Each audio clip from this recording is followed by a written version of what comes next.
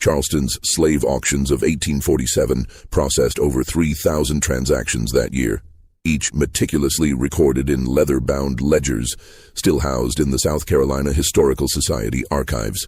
But one sale, conducted on April 14th by auctioneer Samuel Pritchard, contains an irregularity that 3 separate researchers have noted over the decades. The physical description doesn't match the gender designation. The buyer's signature shows signs of having been traced over, and the bill of sale was amended twice in different ink colors. What makes this transaction truly disturbing isn't just the paperwork. It's what happened 8 months later at Riverwood Plantation in Hanover County, Virginia, when a physician named Dr. Howard Kemp filed a private report with the county magistrate, then immediately left the state and never practiced medicine again. The report was sealed by court order and has never been made public.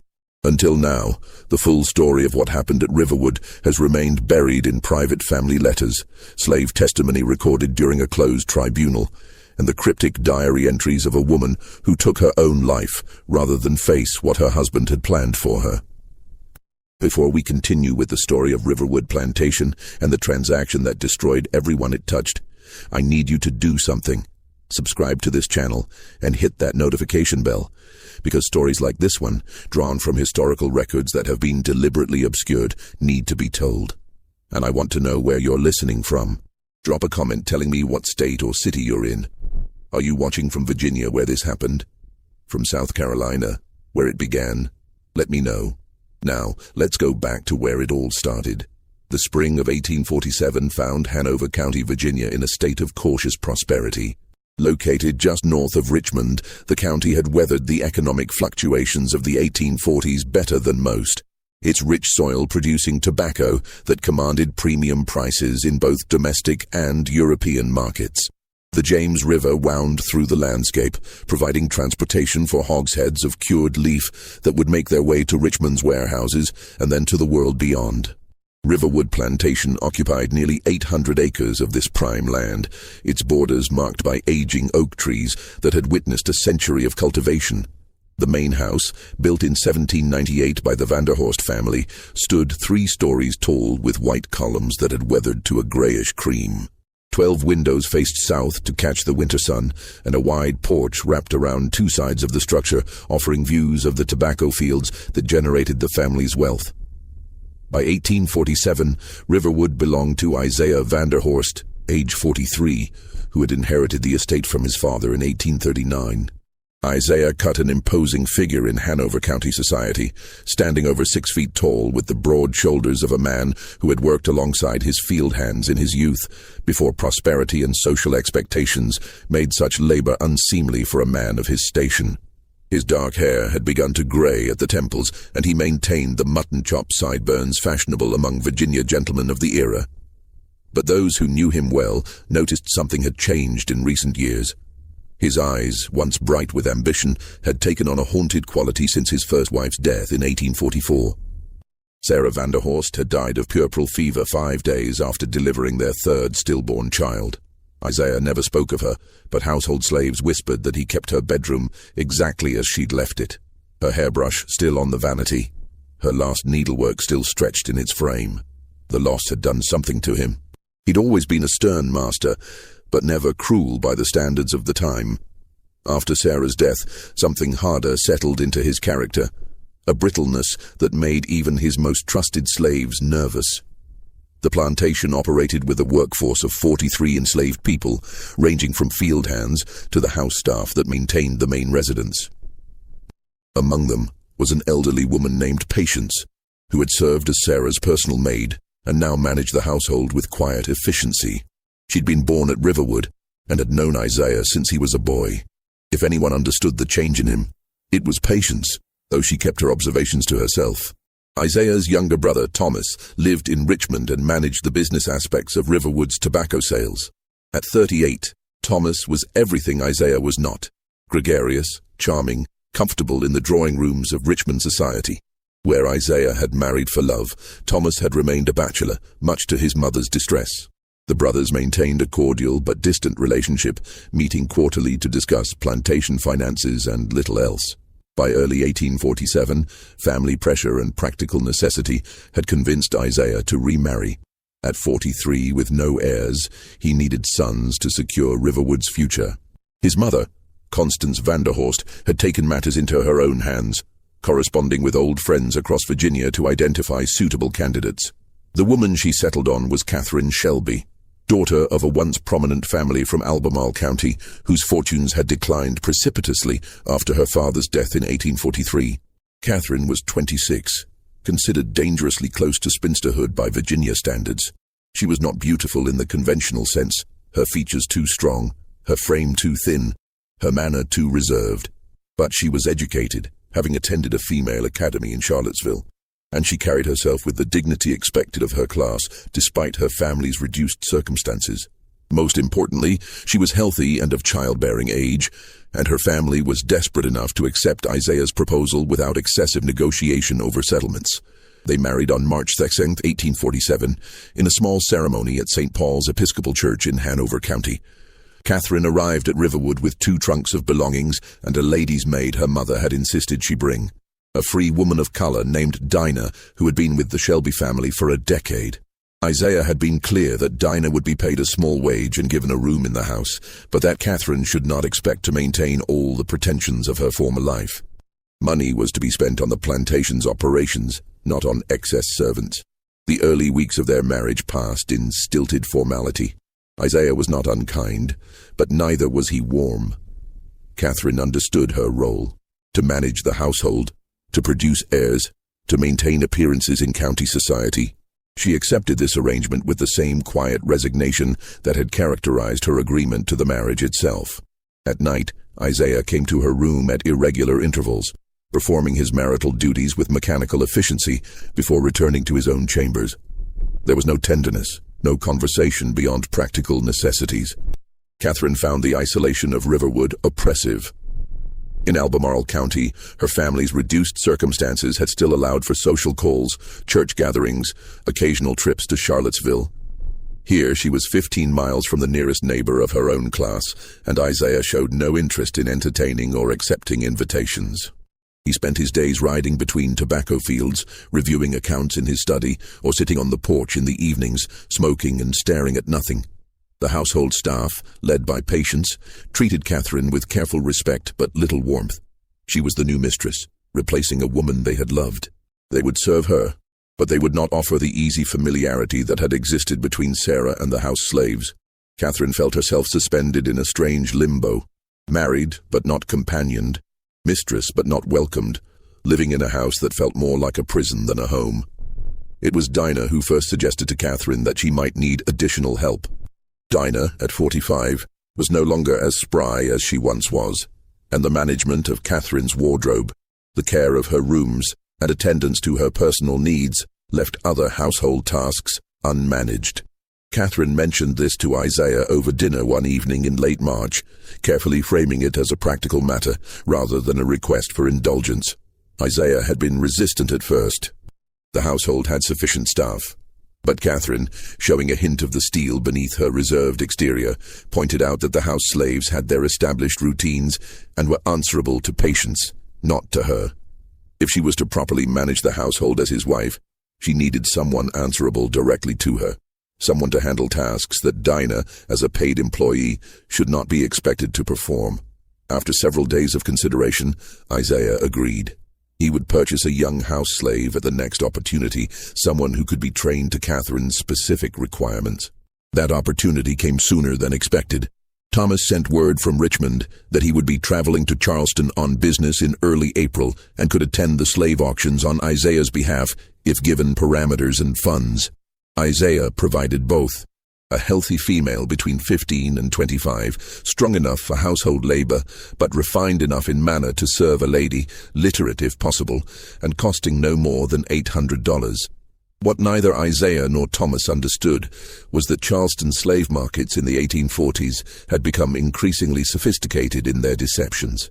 With slave prices rising and demand outstripping supply in certain categories, unscrupulous dealers had learned to manipulate appearances, forge documentation, and exploit buyers' assumptions to maximize profits.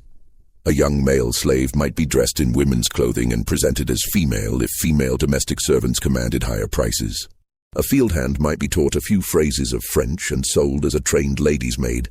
Bills of sale could be altered, ages could be misrepresented, medical conditions could be concealed. Thomas Vanderhorst, despite his Richmond sophistication, was not an experienced slave buyer. He attended the auction at Ryan's Mart on Chalmers Street, a 3-story building where hundreds of enslaved people were bought and sold each month.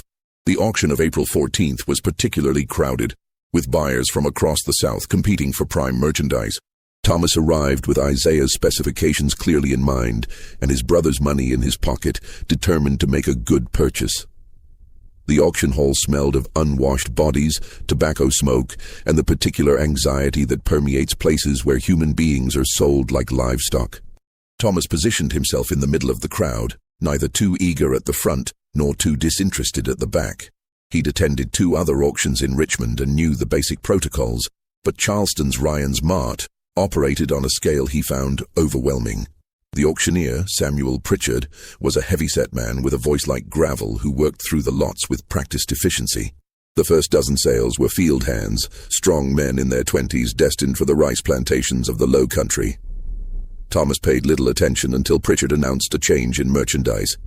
Now, gentlemen, we turn to domestic servants. First up, lot number 47, a healthy female of approximately 17 years, trained in household duties, name of Grace. A figure was led onto the platform by one of Pritchard's assistants. Thomas leaned forward with interest. The individual who stood there was slight of build, perhaps 5 feet and 4 inches, with skin the color of polished teak and features that could charitably be called delicate. She wore a simple cotton dress of faded blue, mended in several places, and kept her eyes downcast as Pritchard began his description. Grace comes from the estate of the late Mrs. Henrietta Gadsden, where she served as a lady's maid for 3 years. She's literate, having been taught her letters by Mrs. Gadsden herself, a Christian woman of good character. Note the refinement of her hands, gentlemen. These are not the hands of a field worker. She has experience with laundering, mending, hairdressing, and household management. A rare find for any gentleman seeking quality service for his wife or daughters. Thomas studied the figure on the platform more carefully. Grace's hair was wrapped in a tignon, the traditional head covering worn by women of color in Charleston. Her posture was submissive, shoulders slightly hunched, hands clasped at her waist. When Pritchard instructed her to turn around, she did so with small, careful steps. The dress, though worn, had been cut to fit a female form, and her movement suggested someone accustomed to domestic service rather than field labor.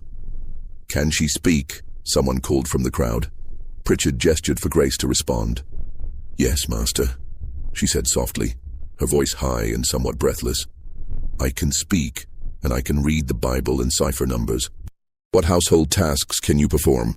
Thomas asked, speaking up for the first time. Grace kept her eyes lowered. "I can dress a lady's hair in the current fashion, master.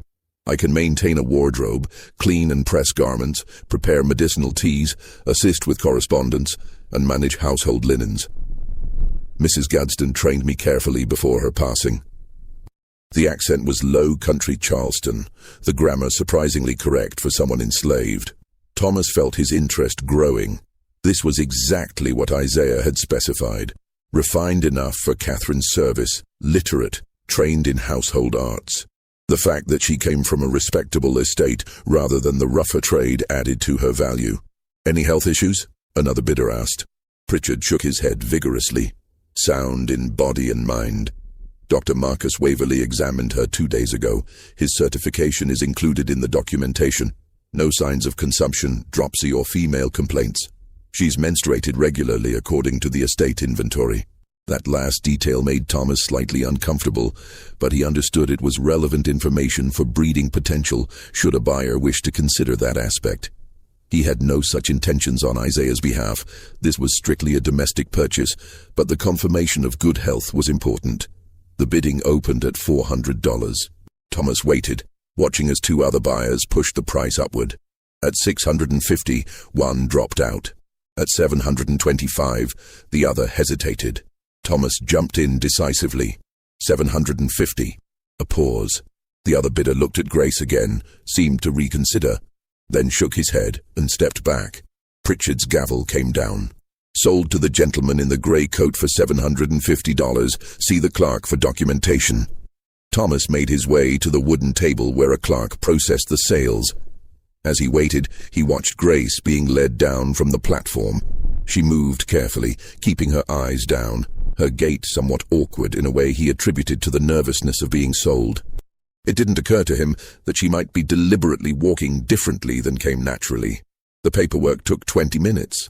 The clerk filled out a bill of sale, describing Grace as a Negro female of approximately 17 years, sound in body, literate, trained in domestic service.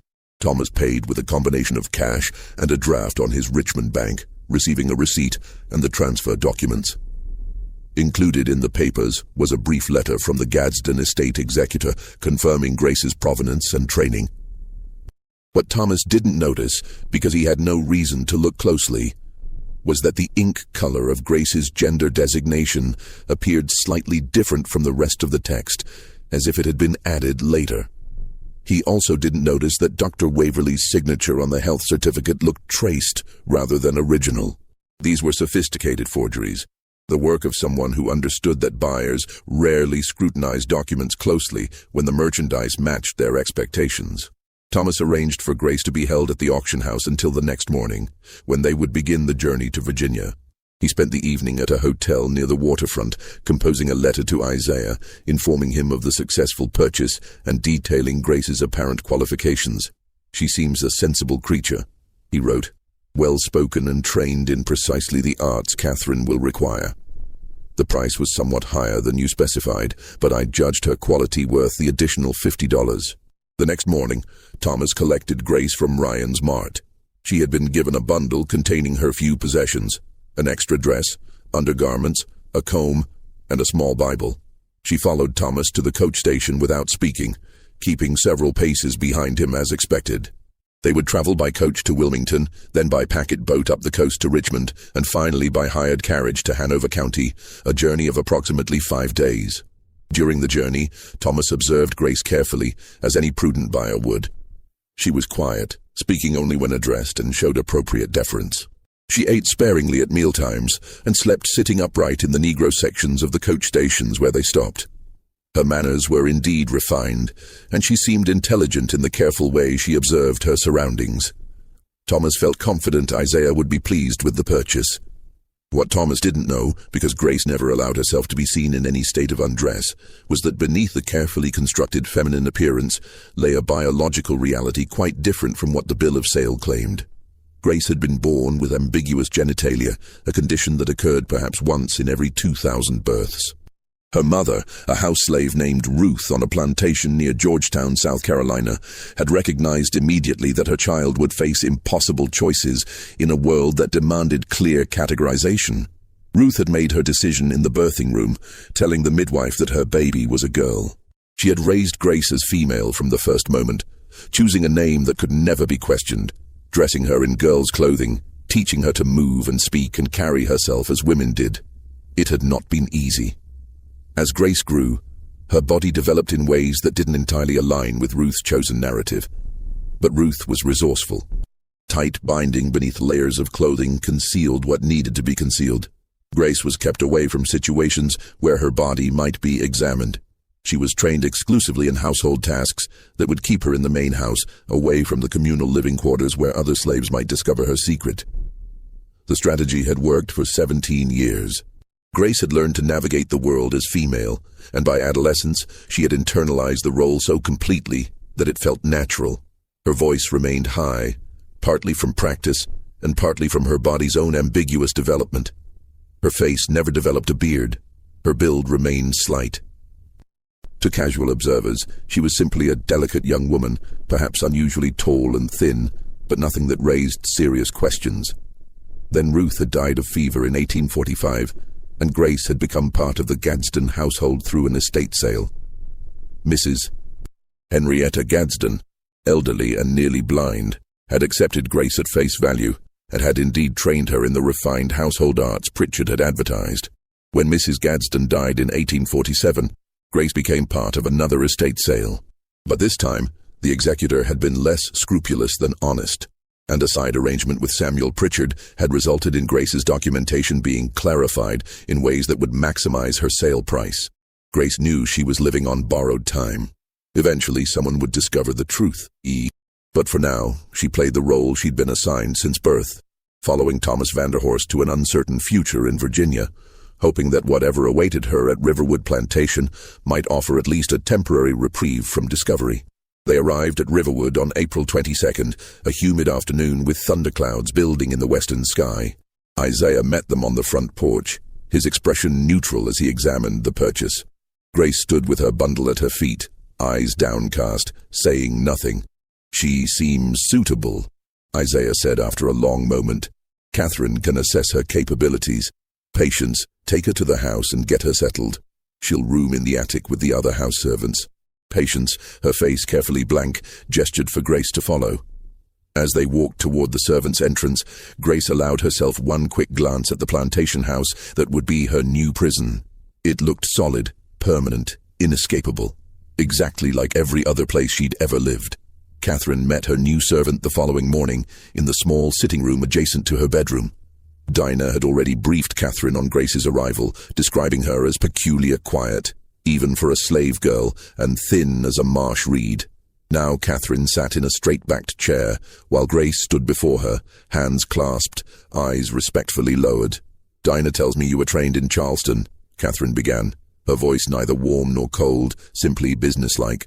"Can you dress hair?" "Yes, mistress, I know several fashions, and I can use hot irons for curling." Catherine gestured toward her dressing table. "Show me." For the next 20 minutes, Grace worked with Catherine's dark brown hair, demonstrating techniques she'd learned from Mrs. Gadsden. Her hands were gentle but confident, arranging Catherine's hair into a style suitable for an afternoon at home.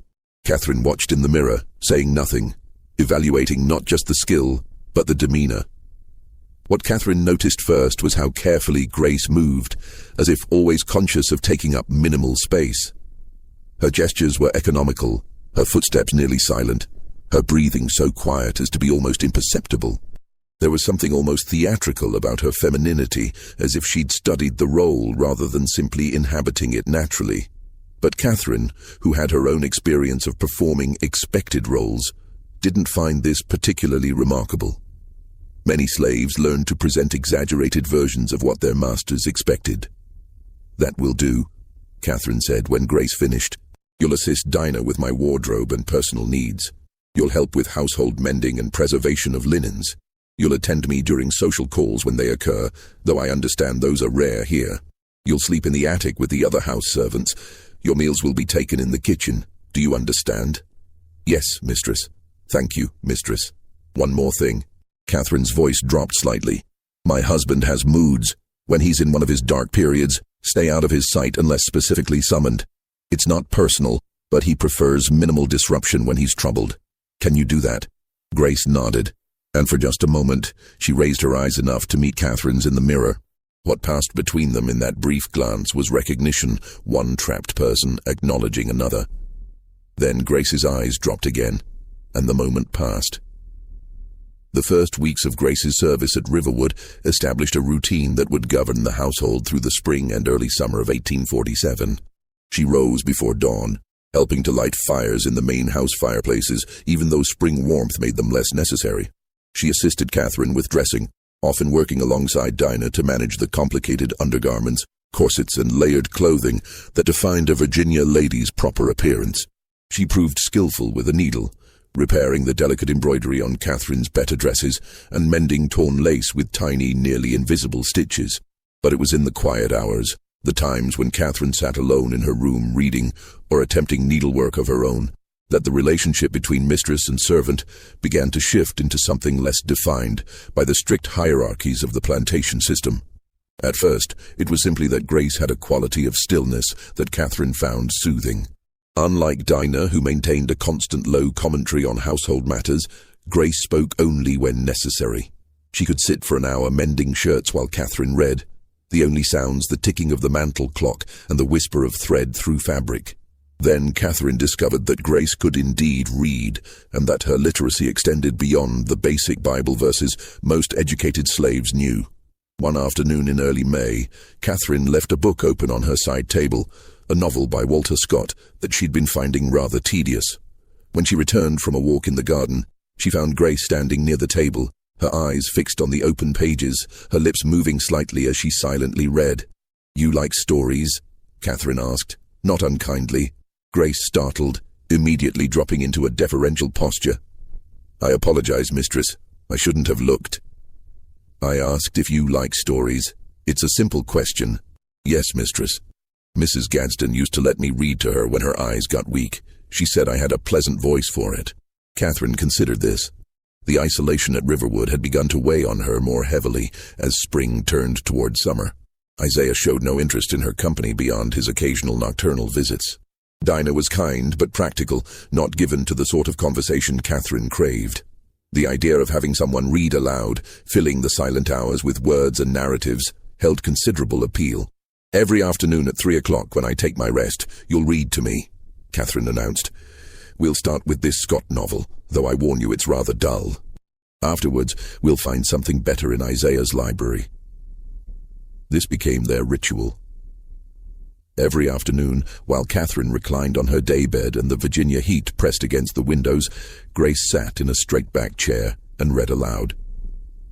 They worked through the Scott novel, then moved on to Shakespeare's comedies, which Grace read with surprising expression, giving each character a distinct voice.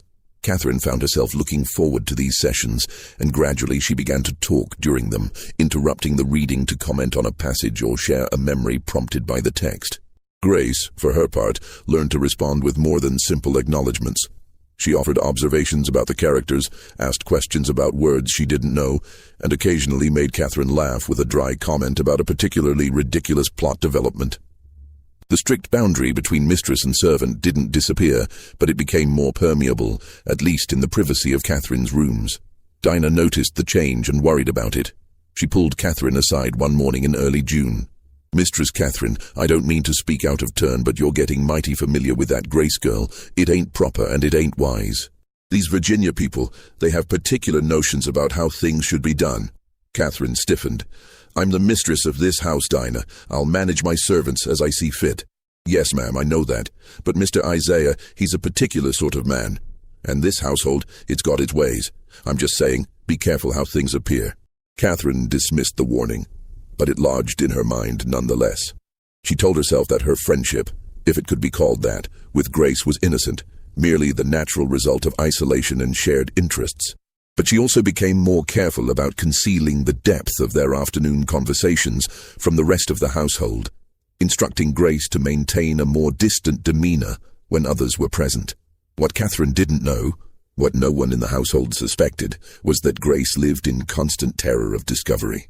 The attic room she shared with two other house slaves, Lily and Hannah, required constant vigilance.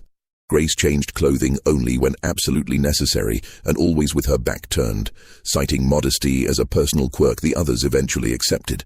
She bathed in the kitchen after everyone else had gone to bed, heating water herself and washing quickly by candlelight. She had learned to manage her body's less feminine functions through careful binding and strategic use of rags that she laundered privately and stored in her personal bundle. The monthly cycle that Pritchard had certified in Charleston did not exist, a fact Grace concealed through occasional claims of female troubles that required her to rest in her room for a day or two each month. The other house slaves accepted this without question. Such complaints were common enough among women. What they didn't see was Grace lying on her narrow bed during these times, binding herself even more tightly, praying that no one would demand proof of her claimed condition. By late June, something else had begun to develop between Catherine and Grace, something neither woman fully acknowledged even to herself. It started with small gestures, Grace's hand steadying Catherine's arm as she rose from her chair, lingering a moment longer than necessary. Catherine reaching out to tuck a stray wisp of Grace's hair back under her tignon, her fingers brushing the other woman's cheek. Moments of eye contact that extended beyond what the servant-mistress relationship required. Catherine told herself it was simply gratitude for companionship in a lonely house. Grace told herself it was merely strategic, cultivating the favor of someone who could protect her if questions ever arose. But both women felt the charge in the air between them. The way their afternoon reading sessions had begun to feel like something intimate and forbidden. A secret world that existed only in that upstairs room with the door closed against the rest of Riverwood. It was Grace who first touched Catherine in a way that couldn't be misinterpreted as mere service. One afternoon in early July, Catherine had been crying quietly as Grace read from a volume of poetry. The verses were about lost love, and they had reminded Catherine of the life she'd imagined for herself before her father's death had forced her into this arranged marriage. Grace had stopped reading, setting the book aside, and then she had knelt beside Catherine's daybed and taken her hand. "I'm sorry for your sadness, mistress," Grace had said softly, and the way she'd said it, the genuine emotion in her voice, had broken through Catherine's careful composure entirely. Catherine had gripped Grace's hand tightly, weeping openly, and Grace had stayed there, kneeling on the floor, holding Catherine's hand and saying nothing, just being present in the grief. Afterwards, neither woman mentioned the incident, but something had shifted irrevocably. The next afternoon, Catherine asked Grace to sit beside her on the daybed rather than in the separate chair. Grace hesitated, understanding the implications, then complied. They read that way for weeks, sitting close enough that their shoulders occasionally touched. Catherine's hand sometimes resting on Grace's arm, Grace's voice soft and close.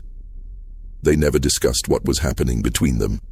To name it would have made it real, and reality in Hanover County, Virginia in 1847 had no space for what they were becoming to each other. So they existed in deliberate denial, two women in an impossible situation, finding comfort in a connection that defied every rule of their world. Isaiah, occupied with the tobacco harvest and increasingly frequent business trips to Richmond, noticed nothing. Dinah noticed everything but held her tongue, her worry deepening with each passing week. Patience, managing the household with her usual quiet efficiency, watched from a distance and wondered what would come of two desperate souls clinging to each other in a house built on the suffering of others. By August, Catherine had stopped requesting Isaiah's presence in her bedroom. She claimed headaches, feminine indisposition, exhaustion from the heat. Isaiah, who had never seemed particularly interested in her company beyond his duty to produce an heir, accepted these excuses readily. His nocturnal visits ceased, and Catherine felt nothing but relief. In September, everything changed. The first indication that something was wrong came on a Tuesday morning in mid-September when Catherine fainted during breakfast. Isaiah had been reading the Richmond newspaper and barely noticed when she stood abruptly, her face pale, one hand pressed to her stomach. She managed 3 steps toward the door before her legs gave out. Dinah, serving at the sideboard, caught her before she hit the floor. "Get her upstairs," Isaiah ordered, setting down his paper with irritation, "and send for Dr. Kemp." Dr. Howard Kemp was a young physician, only 31, who had established his practice in Hanover County 2 years earlier after completing his medical training in Philadelphia.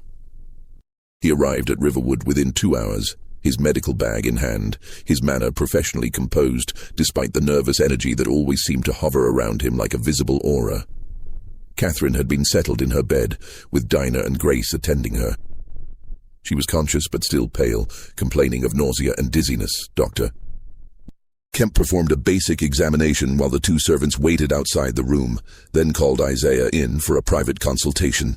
"I believe congratulations are in order, Mr. Vanderhorst," Dr. Kemp said, unable to entirely suppress a smile. "Your wife shows every sign of being with child. The nausea, the fainting, the exhaustion she's mentioned, these are all consistent with early pregnancy. I'd estimate she's approximately 6 to 8 weeks along." Isaiah stood very still for a long moment. "You're certain?" "As certain as one can be at this early stage. Of course, we'll know more definitively in the coming weeks, but I see no reason to doubt it. Mrs. Vanderhorst is young and appears healthy.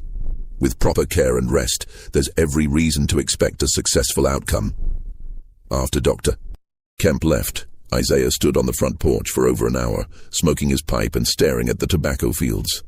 His expression revealed nothing of what he was thinking. When he finally went back inside, he instructed patients to inform Catherine that he was pleased about the pregnancy and that she should rest as much as necessary. He did not go to see her himself. What Isaiah did do, that evening in the privacy of his study, was sit down with his personal diary and count backwards from mid-September. His last visit to Catherine's bedroom had been in mid-July, nearly 2 months ago. Before that, there had been a gap of several weeks due to his business travels. The arithmetic didn't seem quite right, but Isaiah was not a medical man, and he told himself that Dr. Kemp surely knew better than he did about such matters. Still, something nagged at him, a discomfort he couldn't quite name. He'd been married to Sarah for 9 years before her death, and she'd conceived 3 times. He remembered her pregnancies, the timing, the symptoms. This felt different somehow, though he couldn't articulate why. Catherine, for her part, lay in her bed in a state of shock that she concealed from everyone except Grace. When they were alone that evening, Catherine finally spoke the words that had been echoing in her mind since Dr. Kemp's diagnosis. "This isn't possible," she whispered. We haven't. Not since July, and only once then. It's been months before that. Grace sat on the edge of the bed, her face carefully composed. Dr. Kemp seemed certain, mistress. "I know my own body, Grace. I know when that happens. And it hasn't happened enough for this." Catherine's hand moved to her stomach, her expression bewildered. "How can I be pregnant?" Grace said nothing, but her silence had a quality to it that made Catherine look at her sharply. For a moment, something passed between them, a flicker of understanding too dangerous to speak aloud. Then Grace looked away, and the moment dissolved. "Perhaps the doctor knows best," Grace said quietly. "Perhaps it's possible even with less frequent relations." Catherine wanted to push further, to demand that Grace help her make sense of this impossibility, but exhaustion overwhelmed her. She let herself sink back into the pillows, closing her eyes. Grace remained sitting on the bed, one hand resting near Catherine's arm, not quite touching but close enough to offer comfort. Over the next weeks, Catherine's pregnancy progressed with textbook normalcy. The morning sickness intensified, then gradually faded. Her body began to change in small but unmistakable ways. Dr. Kemp visited twice more, pronouncing himself satisfied with her condition and predicting a birth in late April or early May. Isaiah received this news with what appeared to be quiet satisfaction, though those who knew him well noticed he spent more time than usual in his study, poring over account books with unusual intensity. Thomas visited from Richmond in October and found his brother distant, preoccupied, responding to questions about the tobacco harvest with uncharacteristic brevity. "You should be celebrating," Thomas said over dinner one evening. "After everything, a child at last. This is what you wanted." Isaiah nodded slowly, cutting his meat with methodical precision. "Yes, of course. Catherine seems healthy enough. Dr. Kemp is competent. There's no reason to worry." "I'm not worried," Isaiah replied, but his tone suggested otherwise. Thomas left the next day, troubled by his brother's mood, but attributing it to the natural anxiety of a man who had lost 3 children before they could draw breath. He didn't know that Isaiah had begun asking careful questions of Patience, of Dinah, of the other house servants, questions about Catherine's daily routines, about who attended her, about how she spent her time. The answers he received were unremarkable. Mrs. Vanderhorst rested frequently as pregnant women should. She took light walks in the garden. She read in her room during the afternoon hours. Grace and Dinah attended her. She had no visitors and requested none. Her behavior was entirely appropriate for a woman in her condition. What no one told Isaiah, because no one thought it significant, was exactly how much time Catherine spent alone with Grace during those afternoon hours, or that the door to Catherine's sitting room remained closed for 2 or 3 hours each day, or that Grace had begun sleeping on a pallet in Catherine's dressing room rather than in the attic with the other house slaves, supposedly so she could attend Catherine quickly if morning sickness struck during the night. This arrangement had been Catherine's idea, proposed in late September and implemented over Dinah's quiet objections. Catherine had claimed it was practical, necessary given her condition.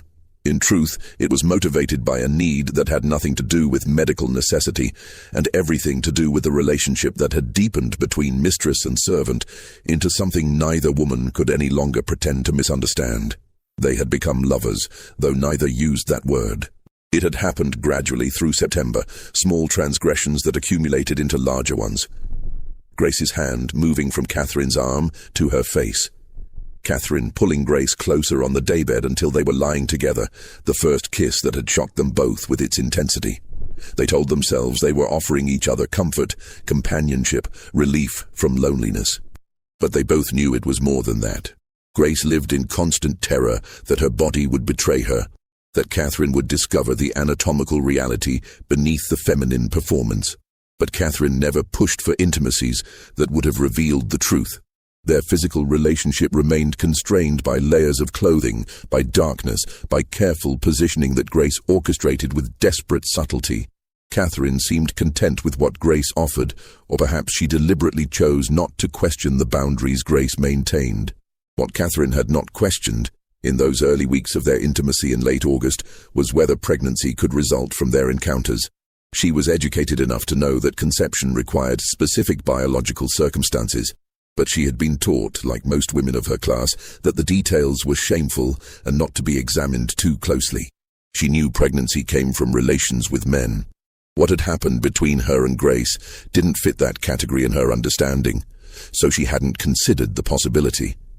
Now, carrying a child whose existence she couldn't rationally explain, Catherine found herself caught between denying reality and accepting an impossibility. She never asked Grace directly whether her servant might be something other than what she appeared. To ask would be to shatter the careful fiction they'd constructed, and Catherine needed that fiction more than she needed truth. Grace, meanwhile, lived in absolute terror. She had known, of course, that their intimacy could lead to this outcome. She had tried to be careful, but desire and desperation had made her reckless.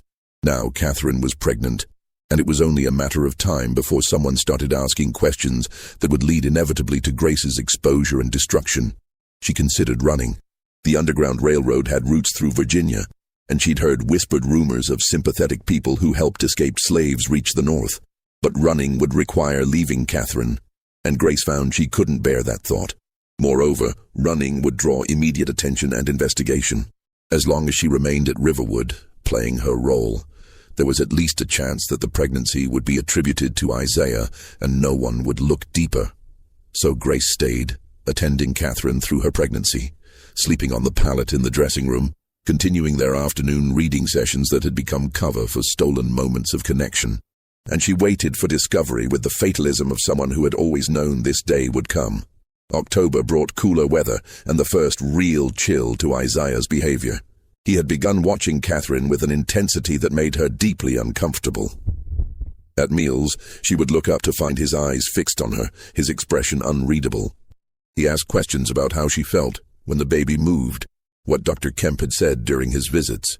The questions seemed innocuous on the surface, but Catherine sensed something calculating beneath them. Dinah felt it too. She pulled Catherine aside one morning in late October. "Mistress, Mr. Isaiah has been asking me questions about you, about your daily routines, about who attends you." "What kind of questions?" "Specific things. What time you wake, what time you rest, who brings your meals, how long Grace stays with you during the afternoons." Dinah's face was tight with worry. "I don't like the feel of it, mistress. It's like he's looking for something." Catherine felt ice settle in her stomach. "What did you tell him?" "Only what's proper to say. That you rest as you should, that Grace attends you as is right for your condition. I didn't mention—" Dinah paused, choosing her words carefully. "I didn't mention anything that might cause trouble." "Thank you, Dinah." "Mistress Catherine, I need to say something plain. I know you think I'm just a worrying old woman, but I've lived in Virginia my whole life, and I know how things work here. Whatever's happening between you and that Grace girl, it needs to stop. Mr. Isaiah is suspicious about something, and if he starts digging, people could get hurt. People could die." Catherine stiffened. "Nothing's happening that concerns my husband." "That's not what I said, and you know it. I said people could die, and I meant it. This isn't Albemarle County where your family had some protection. This is Isaiah Vanderhorst's plantation, and he's the law here. If he decides someone has wronged him—" Dinah didn't finish the sentence. That evening, Catherine lay in bed listening to Grace's quiet breathing from the pallet in the dressing room. She thought about Dinah's warning, about Isaiah's questions, about the child growing inside her that would be born with features that might or might not resemble the man who believed himself its father. She thought about what would happen when Isaiah's suspicions, whatever they were, crystallized into accusations. She should send Grace away. It was the sensible thing to do, the safe thing. But Catherine had never been particularly sensible, and she'd long ago stopped caring about safety in the conventional sense. So instead of sending Grace away, she called her back into the bedroom. "Sleep here tonight," Catherine said quietly. I don't want to be alone." Grace hesitated, understanding the risk, then carefully climbed into the bed. They lay facing each other in the darkness, not touching, just breathing the same air. After a long silence, Catherine spoke. "Whatever happens, I want you to know that these months have been the only time in my life I've felt truly seen by another person. The only time I've felt less alone. Mistress. Catherine. When we're alone, call me Catherine." "Catherine," Grace said carefully, testing the name. "I feel the same way, and I'm sorry. For all of it. For what's coming." "What is coming?" Grace was quiet for a long time. "Discovery. Eventually. It's inevitable. Then we'll face it together." But even as Catherine said it, she knew it was a hollow promise. They wouldn't face anything together because the world they lived in would never allow that. When discovery came, Catherine would be the wronged wife, and Grace would be the deceiver, and nothing that had passed between them would matter in the face of those assigned roles. November brought the first serious complication. Catherine was 4 months along now, her pregnancy beginning to show despite the concealing layers of clothing fashionable for the time. Dr. Kemp visited for his monthly examination and pronounced himself satisfied with her progress, but he also mentioned something that made Catherine's blood run cold. "The baby is quite active," he noted, his hands pressed to her abdomen. "That's a good sign. Strong movement suggests vigor. I'd say you're carrying a boy, Mrs. Vanderhorst. They tend to be more active in the womb." After he left, Isaiah came to Catherine's room, something he rarely did anymore. He sat in the chair by her window, his face troubled. "Dr. Kemp says 4 months, Isaiah said slowly. "That would mean conception in July." Catherine forced herself to meet his eyes. "Yes, that seems right. I was gone most of July. Business in Richmond, you remember? I was only here for 3 days in the middle of the month." "Yes, you came to my room one of those nights." Catherine kept her voice steady. "One night." Isaiah's eyes were hard now. "Once. And Dr. Kemp is certain about 4 months? He's the physician. I assume he knows how to calculate these things." Isaiah stood, walking to the window, his back to her. "Sarah conceived 3 times in 9 years. 3 times, Catherine. And I was with her regularly, far more than I've been with you. Yet you conceive after a handful of encounters, most of them months before we were even married. I don't understand what you're suggesting." He turned to face her, and Catherine saw something dangerous in his expression. "I'm not suggesting anything. I'm simply noting facts. And facts, Catherine, have a way of revealing truth eventually." After he left, Catherine sat shaking for nearly an hour before Grace returned from an errand to find her in tears. Grace held her, saying nothing, because there was nothing to say. They both understood that Isaiah's suspicions had moved from vague unease to specific doubt. The question was no longer whether he suspected something, but what he would do about it. The answer came sooner than either woman expected. In early December, Isaiah summoned Patience to his study. The conversation lasted over an hour, and when Patience emerged, her face was grave. She went directly to the kitchen and spoke in low tones with the cook, then disappeared into the slave quarters. Within a day, rumors began circulating among the enslaved workers at Riverwood. The master was asking questions, specific questions about Mrs. Vanderhorst and Grace, about their time together, about anything unusual anyone might have observed. The house slaves, loyal to Patience and protective of their own precarious positions, said nothing of substance. But the questions themselves were enough to create an atmosphere of tension that pervaded the entire plantation. Just when it seemed the situation couldn't become more fraught, something happened that pushed events toward an inevitable crisis. Isaiah received a letter from Thomas in Richmond, a letter that would later become Exhibit C in the sealed tribunal documents. Thomas had been making inquiries in Charleston, following up on some business matters. While there, he'd happened to meet Samuel Pritchard in a tavern. They'd shared a drink, discussed the slave trade, and Thomas had mentioned the purchase he'd made on Isaiah's behalf back in April. Pritchard had seemed uneasy at the mention of Grace, had changed the subject quickly, and Thomas, ever observant in social situations, had noticed the reaction. Curious, Thomas had done some quiet investigating. He'd spoken to the clerk who had processed the sale. He'd examined his copy of the bill of sale more carefully, noticing for the first time the slight variation in ink color on certain portions of the document. He'd tried to find Dr. Marcus Waverley, whose signature appeared on the health certificate, only to discover that no physician by that name practiced in Charleston. Thomas's letter to Isaiah was carefully worded, but the implications were clear. Something about Grace's sale had been irregular. The documentation might have been falsified. The health certificate was definitely forged.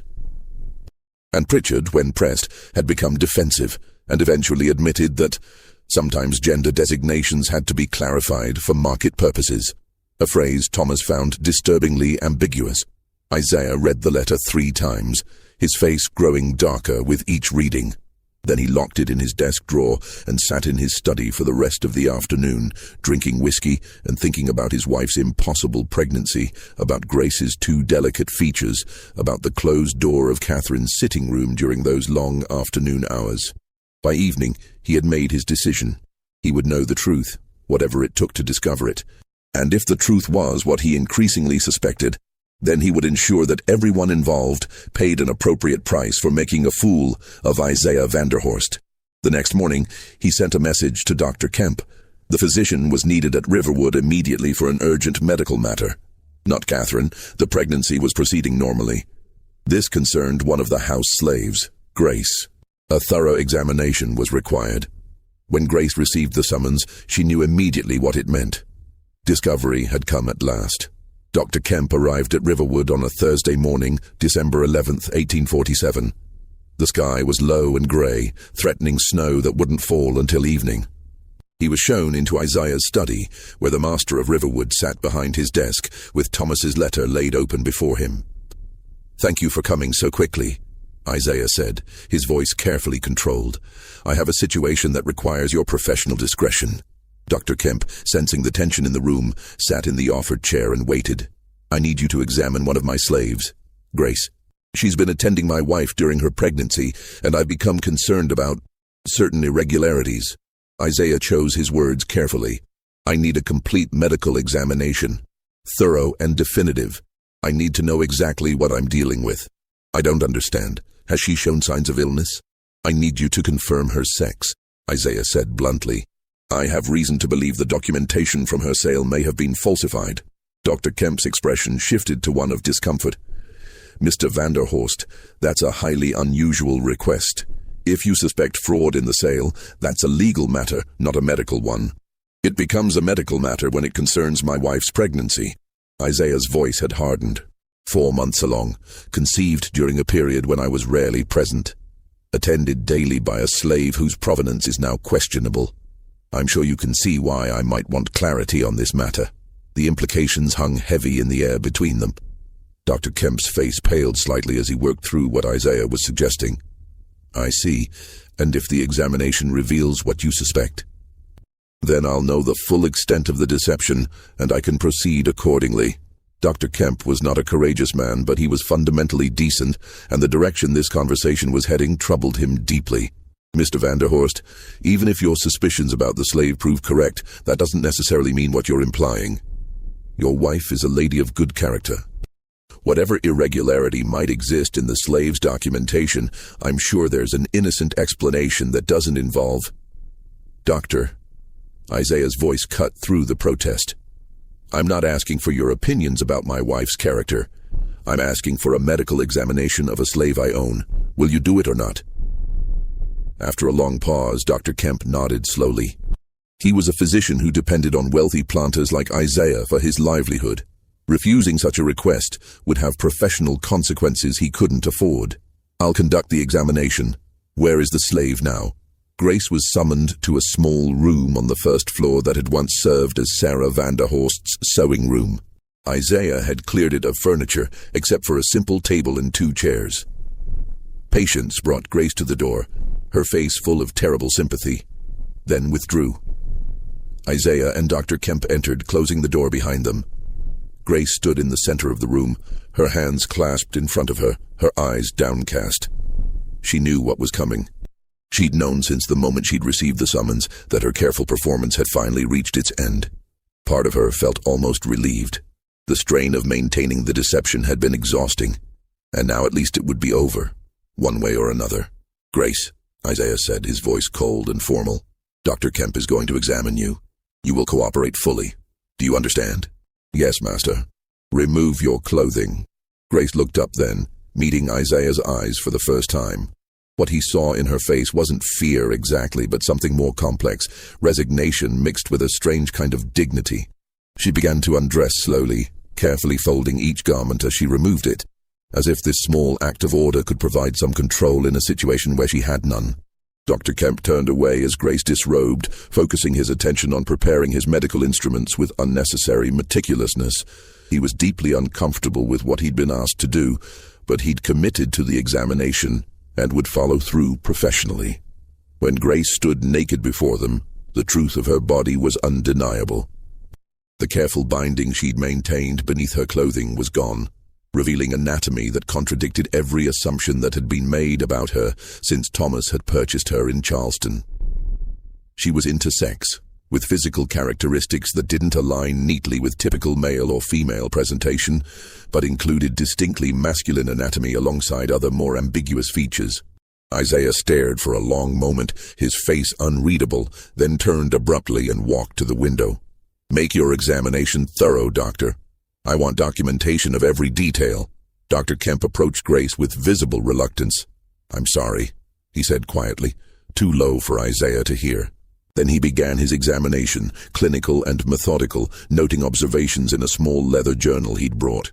Grace stood motionless throughout, her eyes fixed on a point on the far wall, her mind deliberately empty of thought or feeling. The examination took 20 minutes. When it was complete, Dr. Kemp allowed Grace to dress again, then turned to Isaiah with his journal in hand. Your suspicions were correct, Dr. Kemp said, his voice flat. The individual presents with what medical literature terms hermaphroditism. There are both masculine and ambiguous characteristics. The bill of sale's description of a female was either an error or a deliberate misrepresentation. Isaiah's jaw tightened. Is pregnancy possible? If this person were to have relations with a woman?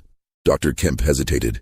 The medical understanding of intersex conditions in 1847 was limited, but he knew enough to answer truthfully. Based on what I have observed, yes. Conception would be physiologically possible. Isaiah closed his eyes briefly, then opened them with new hardness. Thank you, Doctor. I'll need you to provide written documentation of your findings, detailed and signed. Can you have it ready by tomorrow? Yes. But Mr. Vanderhorst, I must advise extreme caution in how you proceed. This is a delicate matter that— I know exactly how to proceed, Isaiah interrupted. You've confirmed what I needed to know. The rest is my concern. After Dr. Kemp left, Isaiah stood in the sewing room with Grace for a long moment. When he finally spoke, his voice shook with controlled rage. How long? Grace said nothing. How long have you been deceiving my wife? How long have you been in her bed, playing the role of a woman while fathering a child on her? She didn't know, Grace said quietly. Catherine never knew what I was. I never told her. You expect me to believe that? That my wife was so stupid, so blind, that she didn't realize? I expect you to believe what's true. Catherine is innocent in this. She believed I was what I appeared to be. She believed the child was yours. Isaiah moved forward suddenly, his hand striking Grace across the face hard enough to knock her to the floor. Don't speak my wife's name. You don't have that right. Grace stayed on the floor, tasting blood from a split lip, and said nothing more. There was nothing more to say. The truth was out, and now consequences would follow with the same inevitability that had brought her to this moment. Isaiah left the room, locking the door behind him. Grace sat on the floor for a long time, until eventually Patience came with a lantern after darkness had fallen. The old woman didn't speak as she helped Grace to her feet and led her, not to the main house, but to a storage shed behind the slave quarters where farm equipment was kept.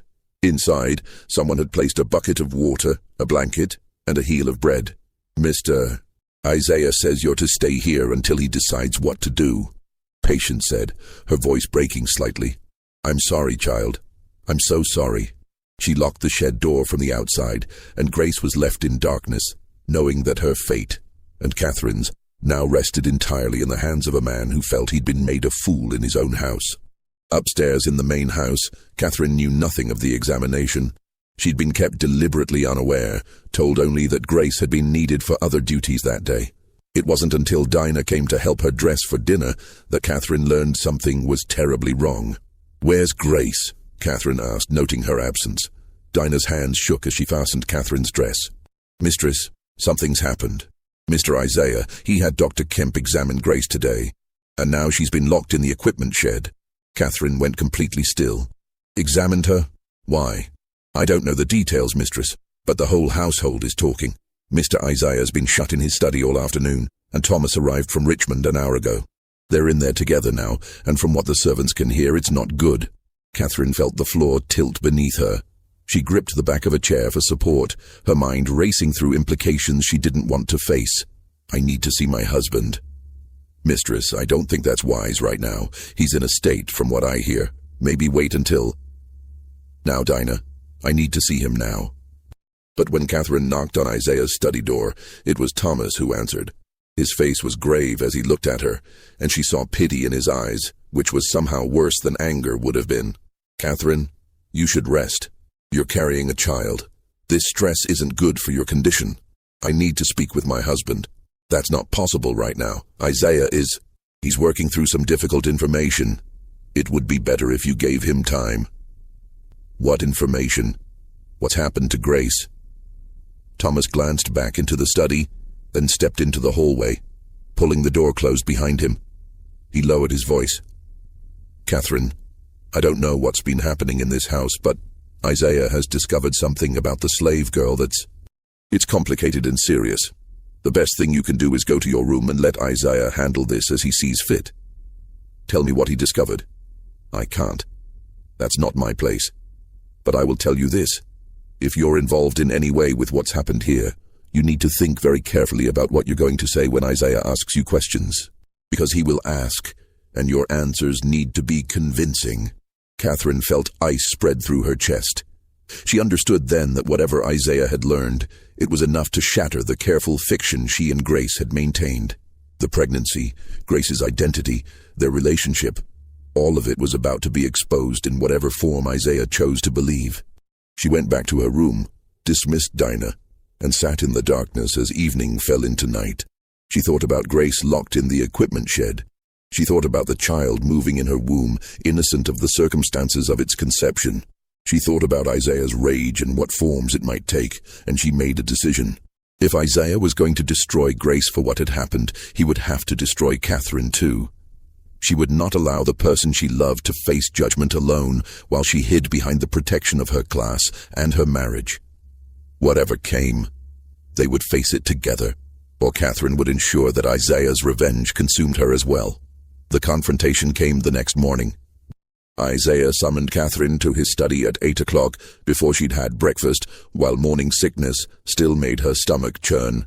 Thomas was there again, standing by the window, and Dr. Kemp sat in a chair by the fireplace, looking profoundly uncomfortable. Isaiah stood behind his desk, Dr. Kemp's written report spread before him. When Catherine entered, he didn't ask her to sit. I have some questions for you, Isaiah began, his voice dangerously quiet. And I expect truthful answers. Do you understand? Catherine raised her chin slightly. I understand. How long have you been having relations with Grace? The bluntness of the question was clearly intended to shock her into a revealing response. Catherine kept her face carefully neutral. I don't know what you mean. Don't insult me with denials. Dr. Kemp has examined Grace. I know what she is, what he is, whatever term applies. I know that thing is not a woman. And I know that the child you're carrying is not mine. How can you possibly know that? Isaiah's control cracked slightly. Because I was barely here when conception occurred. Because I've sired 3 dead children in 9 years with Sarah, and suddenly you conceive after a handful of encounters. Because that creature has been in your room, alone with you, for hours every day since arriving at this plantation. His voice had risen to a shout. Thomas stepped forward. Isaiah, calm yourself, this isn't helping. But Isaiah ignored his brother, his eyes fixed on Catherine. Tell me the truth, all of it. Or I swear to God, Catherine, what I do to both of you will be talked about in Hanover County for the next 50 years. Catherine felt the baby move inside her, a small flutter that reminded her what was at stake. She could lie. She could claim innocence, say that Grace had deceived her as thoroughly as she'd deceived everyone else. Isaiah might believe it, or he might choose to believe it to avoid the scandal of having his wife publicly implicated in such a situation. That was the sensible path, the safe path. Instead, she told him the truth. I love her, Catherine said quietly. Him, whatever term you prefer. I love Grace, and yes, we were intimate, though I didn't know until this moment that Grace was anything other than a woman. I thought the child was yours because I didn't understand how else it could be possible. But if you're saying Grace is responsible, then yes, I believe you, because I cannot otherwise explain this pregnancy. The silence that followed was absolute. Thomas stared at Catherine as if she'd spoken in a foreign language. Dr. Kemp looked at the floor, his face flushed. Isaiah stood frozen behind his desk, apparently shocked that she'd admitted it so baldly. "You're confessing to adultery," Isaiah finally said. "To sodomy. To crimes that could see you both executed if I brought this before a public court." "Yes," Catherine agreed. "I suppose I am." "So what will you do, Isaiah? Will you have us both hanged in the town square? Will you call the magistrate and show him Dr. Kemp's report? Will you stand before Hanover County Society and explain how your wife cuckolded you with someone you'd purchased as a female slave? How will that story end for your reputation?" Isaiah's face had gone white. "You think you're clever. You think I won't act because of scandal. I think you're trapped," Catherine said, and there was something almost like satisfaction in her voice. "You can't punish us without exposing yourself to humiliation. You can't claim the child as yours now, not after having Dr. Kemp examine Grace and document what he found. But you also can't reject the child without explaining why. You're caught in the same impossible situation you've put us in." Thomas cleared his throat. "There may be a solution here that avoids the worst outcomes for everyone. I'm not interested in solutions that protect them." Isaiah snarled. "Then you're a fool," Thomas shot back, his own temper finally showing. "Because Catherine is right. You're trapped by your own discovery. If this becomes public, you're ruined. The story will be that Isaiah Vanderhorst was such an inadequate husband that his wife preferred a slave of ambiguous gender over him. That's what people will say, and you know it.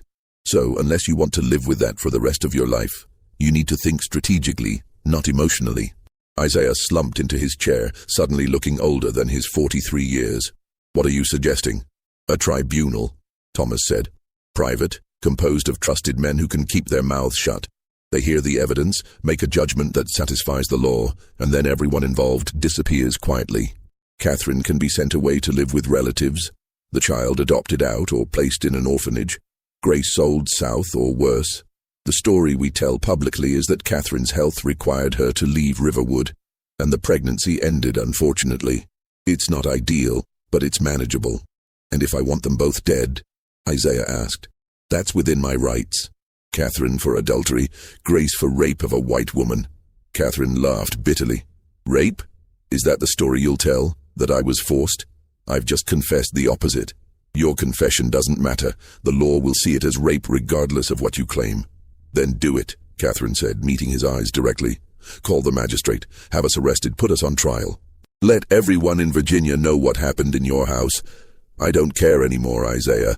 I'd rather die honestly than live in this house one more day pretending to be something I'm not." Dr. Kemp finally spoke, his voice quiet but firm. "Mr. Vanderhorst, I need to state clearly that I will not participate in any legal proceeding that results in execution. If you pursue that route, I'll refuse to provide my examination report as evidence. I'm a physician, not an executioner." Isaiah looked around the room at the three people who had, in different ways, betrayed or opposed him. His rage was still there, but it was being slowly smothered by the practical realization that he had very few good options. Thomas was right. Public exposure would destroy him as surely as it would destroy Catherine and Grace. "A tribunal," he finally agreed, "but I want that thing dead. I don't care how it happens or where, but Grace doesn't live beyond this winter. That's not negotiable." Thomas nodded slowly. "I can arrange that. After the tribunal, Grace will be sold to a dealer who handles difficult merchandise. What happens after that is out of our hands. But I think you can safely assume the outcome will be what you want. And Catherine, that's your decision as her husband. But I'd suggest sending her to Mother in Charleston. The story is she needs coastal air for her health during the pregnancy. After the child is born, it can be placed with a family quietly, and Catherine can return here or not, depending on what you both decide." Isaiah looked at Catherine, and in his eyes she saw not love or even hatred, just exhaustion and disgust. "I want you gone from this house within the week.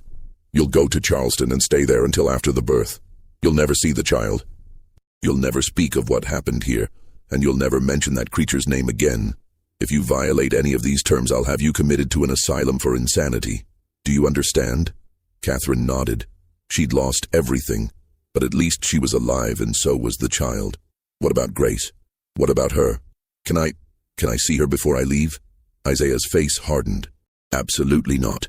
She's already been moved from the property. For all you know, she's dead already, and that's all you'll ever know." But that was a lie. Grace was still in the equipment shed, and she would remain there for another 3 days, while Thomas made arrangements with a slave trader he knew, a man who specialized in handling problem slaves for clients who wanted them to disappear quietly.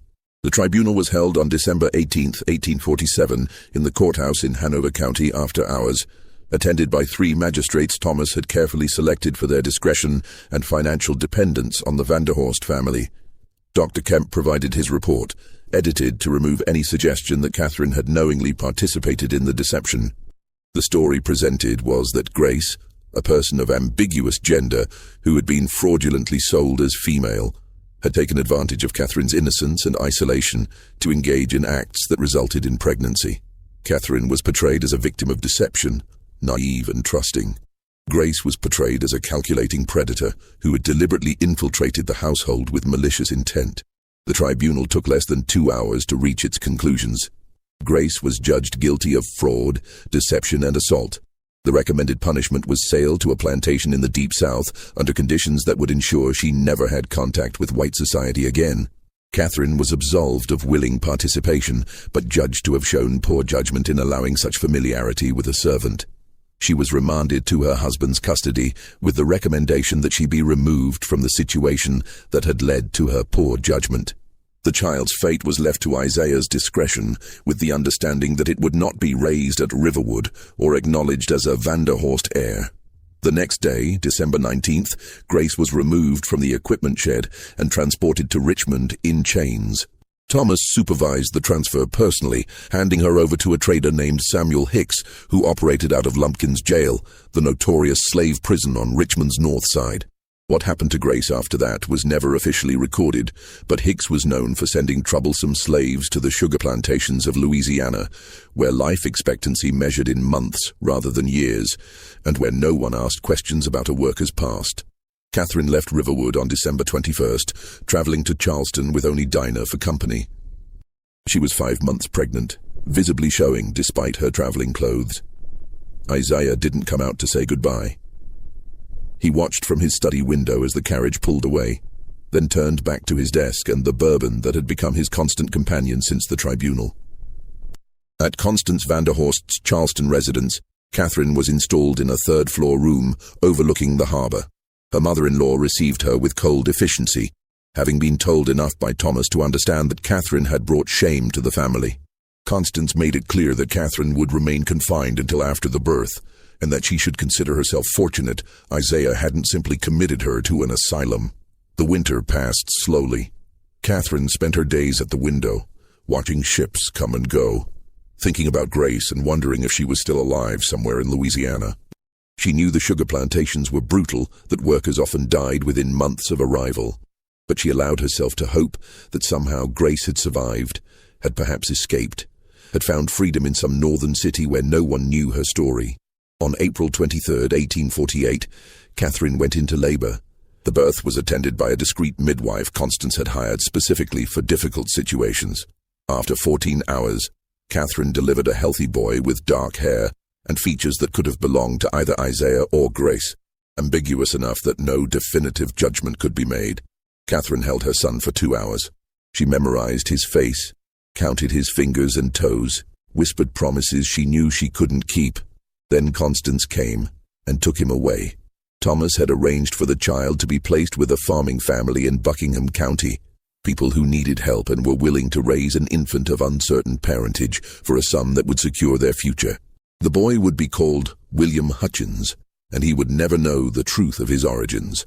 Catherine returned to Riverwood in mid-May, a ghost in her own life. Isaiah rarely spoke to her, maintaining separate quarters and interacting only when social propriety demanded it. The household staff, who had witnessed everything, kept their silence with the practiced discretion of those who understood that speaking truth could be fatal. 3 weeks after Catherine's return, a letter arrived from Thomas. It was addressed to Isaiah, but he read portions aloud to Catherine with deliberate cruelty. Samuel Hicks had sent confirmation that Grace had been sold to the Morrison plantation outside New Orleans. The work there was punishing, the overseers brutal. Grace had lasted 4 months before dying of what the plantation records listed as exhaustion and fever. Catherine felt something break inside her that never healed. Grace was dead, their son was gone, and she was trapped in a marriage that had become her prison. She thought seriously about ending her own life that summer, spending long hours walking near the James River, considering how easy it would be to simply walk into the water and let it take her, but she didn't. Something stubborn in her refused to give Isaiah that satisfaction, refused to let the story end with her surrender. So she lived. She managed the household, attended church, performed the duties expected of a Virginia lady. She became known in Hanover County as a quiet woman, somewhat melancholy, devoted to charitable works, but keeping largely to herself. Isaiah died in 1856 of a heart ailment, leaving Riverwood to a distant cousin. Catherine was provided for in the will, but chose not to remain at the plantation. She moved to Richmond, where she lived modestly on her widow's income until her death in 1871. She never remarried, never had other children, and never spoke of what had happened in 1847. The boy, William Hutchins, grew up never knowing he'd been adopted. He lived an ordinary life as a Virginia farmer, married, had children of his own, and died in 1889 without ever learning about the plantation in Hanover County or the impossible love story that had brought him into the world. His descendants scattered across the state, carrying forward the genetic legacy of that union without knowing its source. The tribunal records were sealed by court order and supposedly destroyed in a courthouse fire during the Civil War. But rumors persisted for decades about copies that survived in private hands. In the 1920s, a historian researching plantation economics found fragments of the story in courthouse archives, but the documents were so deteriorated and incomplete that he couldn't piece together the full narrative. He made cryptic notes about a domestic scandal involving questionable identity and moved on to other research. Dr. Howard Kemp left Virginia in 1849 and never practiced medicine again. According to letters found after his death in 1867, he was haunted by guilt over his role in Grace's fate. Thomas Vanderhorst burned most of his papers before his death in 1873, but a few surviving letters hint at the burden of secrets he carried. Riverwood Plantation was sold to a timber company in 1885. The main house stood empty for years before burning under mysterious circumstances in 1891. Today, nothing remains except foundation stones and a historical marker that mentions the Vanderhorst family's contributions to Virginia's tobacco industry, with no reference to the events of 1847. Grace's story ends in a Louisiana sugar field, her real name unknown, her life reduced to a single line in a plantation ledger. Negro, ambiguous, deceased. Catherine's story ends in a Richmond boarding house, her secrets taken to an unmarked grave. Their son's story ends without him ever knowing the truth of who his parents were or what they'd sacrificed. The full truth of what happened at Riverwood will probably never be completely known. Too much has been deliberately destroyed. Too many witnesses died without recording testimony. Too many secrets were buried to protect reputations. What remains are fragments. A suspicious bill of sale, sealed medical reports, letters that hint at scandal without providing details, and local legends about the plantation where something terrible happened. But no one remembers exactly what. It's a reminder that history is always incomplete, that the official record reflects only what those in power chose to preserve, and that the most compelling human stories are often the ones someone worked hardest to erase. Grace and Catherine lived and loved and suffered in a world that denied them both dignity and memory. That their story survives at all, even in fragments, is perhaps a small act of resistance against those who tried to suppress it entirely. What do you think really happened at Riverwood? Do you believe the sealed records told the whole truth? Or are there still secrets buried in Virginia archives waiting to be discovered? The reality is that stories like this exist throughout American history, hidden in courthouse basements, whispered in family legends, carefully omitted from official narratives. If this dark chapter from the past fascinated you and you want more forgotten American mysteries, subscribe to this channel, hit that notification bell, and share this video with someone who appreciates history's hidden stories. Drop a comment below telling me what state you're from and whether you know of similar historical mysteries in your region. History has a way of burying its most uncomfortable truths, but together we can bring them back into the light. See you in the next video.